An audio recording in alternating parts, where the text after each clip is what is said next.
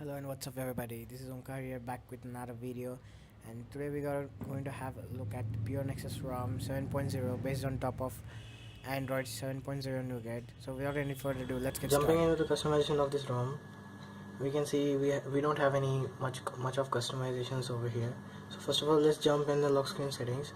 You can decide what content you want on the lock screen.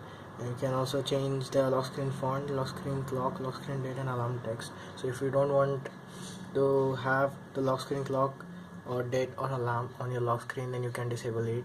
Then going back, you can double tap anywhere to sleep. If you enable this, let's see.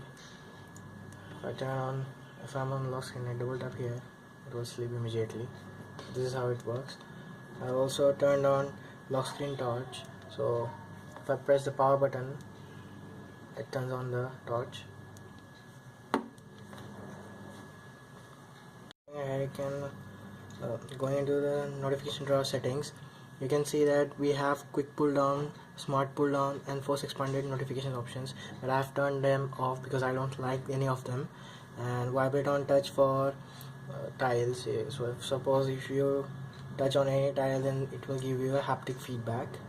And then going to status bar notifications, you can see that I have mentioned or shifted my clock to center, and also have got my date and day and date in the center of the status bar. Similarly, you can turn on the network traffic speeds or whatever you like to have on your status bar. Also, you'll get double tap to sleep shortcut, brightness slider by just sliding over the status bar, and notification and display the notification count. So if you have 100 notifications like this one, it will show the 100 count. And double tap to sleep is just like double tapping on the status bar to sleep. So that's how it works. Going ahead to the button section, navigation bar, there's you can customize the navigation bar, but I don't think there are much of any customizations over here. I just prefer to stick with the stock whatever the ROM settings are with the navigation bar. Also, you can enable the swipe up gesture for multitasking like this, so you can go ahead and choose whichever app you want for multitasking. And then power menu, you can select whichever shortcut you want on the power menu. Like I have turned on the screenshot as well as the airplane mode shortcut, which I need many a times. So you can also do whatever you like depending on your choice. And volume rocker adjustments or shortcuts, so you can skip the tracks using the volume up and volume down button, which I have enabled.